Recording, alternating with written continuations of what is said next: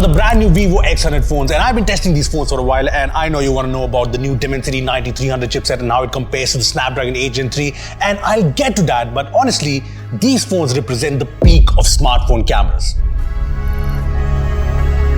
See, specs-wise, the cameras on the Vivo X100 Pro are fantastic. You get this massive camera module on the back that includes the 50-megapixel Sony IMX989 1-inch sensor, the 50-megapixel floating periscope telephoto lens, and a 50-megapixel ultra-wide-angle camera with autofocus. And all of these have the Zeiss lens, the Zeiss T-Star coating, the whole shebang. But it's what you can do with these cameras is what impressed me the most. I mean, we tested the cameras on the X100 Pro in scenic Hong Kong, and the photos on the main camera are genuinely up there with the very best. The colors in photos look really good, very balanced, and I like that there are 3 different color tones you can choose from right here. Vivid, which makes your photos richer, textured, which adds this cool effect, and Zeiss Natural if you prefer a natural tone in shots. And it's not just colors, all the photos have really good details. There's no noise in low light shots, and every single photo in low light looks like it's taken from a very good camera phone. Plus, the dynamic range deserves a special mention because I took a lot of skyline photos in Hong Kong, and they all look incredible. I mean, look at this photo with the sun rays breaking in from the clouds. It's beautiful.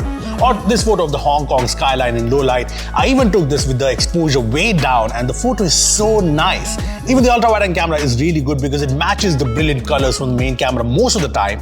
Details are also decent, so yeah, commendable. See, the main camera, the ultra-wide camera are flagship grade, but the big hero here is the telephoto lens. Unlike other phones which take cool moon shots, this takes amazing sunset and sunrise shots. We tested it out, and the results are actually insane. I mean, all of these photos were taken at 20x, and I love how beautiful these photos are. I mean, this is really good, right? Also, it's a floating lens, so you have a minimum focus distance of around 50-20 centimeters, and that means you can use the telephoto lens at 4.3x optical zoom to get super close to subjects for some super cool macro shots with a great natural bokeh. This is a cool feature, but it's the zooming capabilities on this phone that will blow you away. I mean, this can go to 100x, and the results are incredible. I mean, see the Mustang far away in this photo? Well, just look at the 4.3x shot. The details, the colors, the exposure, it's perfection. Even the digital zoom is insane. The 10x shot is also very crisp. So is the 20x shot, and even the 100x shot is pretty smooth. I mean, this is so good. You can clearly see the number plate and the Mustang logo. In fact, I've noticed that 20x is kind of the sweet spot when zooming in. This is the 1x photo and the 4.3x shot side by side. Now look at the 20x shot. This is so cool, almost wallpaper worthy. In fact, I enjoyed using the telephoto lens here because not only is it great at zooming, but it makes up for some really cool frames, cool shots. I mean, these photos look great. The X100 phones also have the portrait lens package where you can see and choose from the different portrait styles, and these are pretty cool. I mean, we tried out all of these: 24mm, 35mm, 50mm natural, 50mm classic, 85mm and 100mm, which I think is super cool because some of the 100mm portrait shots look really good, be it wider ones or the close-ups. The X100 phones also have a cinematic portrait video mode and works with both the main camera and the telephoto lens, and like it keeps a very natural blur in the background, not too artificial, and yeah, it looks cool. I also like the 4.3x portrait videos because they look very cinematic and nice. Apart from that, the X100 Pro can shoot 8K videos, 4K 60fps videos from all the rear cameras, and you can switch between lenses while recording a video. And as for the video quality, like it is with the photos, the videos look really good, be it in good light or low light. They're sharp, there's no focus hunting, and they're very stable. As for the front camera, it's a 32-megapixel sensor and takes some very sharp selfies, and I like that it's a fairly wide camera.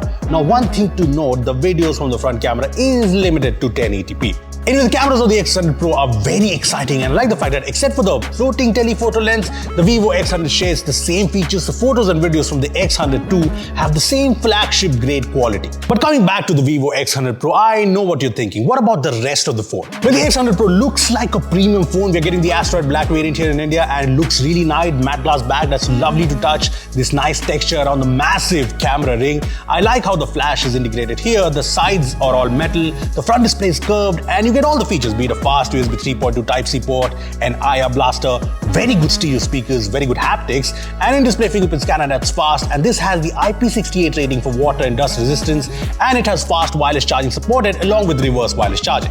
I also like that this has a 5400 mAh battery, which is big, with a 120 watt charger, which by the way is limited to 100 watt, but it's pretty fast. I mean, the phone charges from 5 to 100% in just 34 minutes. And with the display here is also very flagshipy. It's got all the premium features. It's a 10-bit AMOLED display, LTPO 120Hz, HDR support, and specs apart, it looks really good. It's bright, it's sharp, and it has all the qualities you expect from a flagship OLED display. I mean, movies and shows look gorgeous on the screen, and the screen is super smooth to use thanks to LTPO, GPU, and there are a number of useful display options too. So this is all good, but the elephant in the room, let's face it, is the Dimensity 9300 chipset. I mean, this is MediaTek's flagship chipset for 2024, and the specs are insane. 4 Cortex X4 cores, the Immortalis GPU, and complementing these are fast LPDDR5X RAM and fast UFS 4.0 storage. And there's also the new Vivo V3 chip that powers a lot of camera features and brings 120Hz gaming with interpolation. Now, I know there have been doubts around the Dimensity 9300, but we have been testing things, so let me show you. Well, first, benchmarks, and this is the overall Antutu score of the Dimensity 9300 versus 8 Gen 3,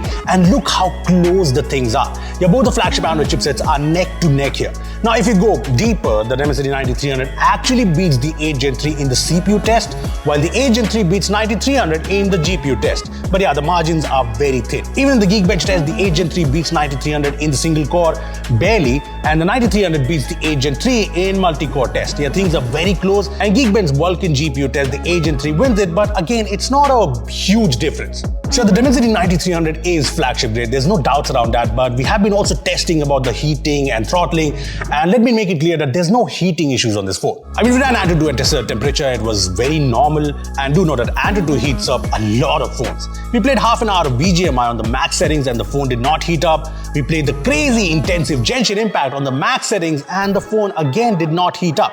Now, these tests were done in room temperature, but yeah, it's winters in Delhi right now, but we'll get a more clear idea when the summers are here. Now, as far as throttling goes, we did the CPU throttling test multiple times, and these were the results. As you can see, it only starts to go orange at the end of these tests, but yeah, it does not really show in the day-to-day performance. I mean, the phone runs like a flagship phone should, snappy and fast, and gaming on the highest settings is super smooth. Plus, there are all the V3 chip features like Game Super Resolution for enhanced visuals, and it does make a slight difference. Frame interpolation for smoother gameplay, 4D game vibration, which is actually pretty cool and works in most of the popular games. The X100 Pro also comes with a new FuntouchOS 14 update based on Android 14, and things do seem better optimized with this update. I mean, the boot time is very low. The phone starts in like 2-3 seconds from shutdown, which is impressive.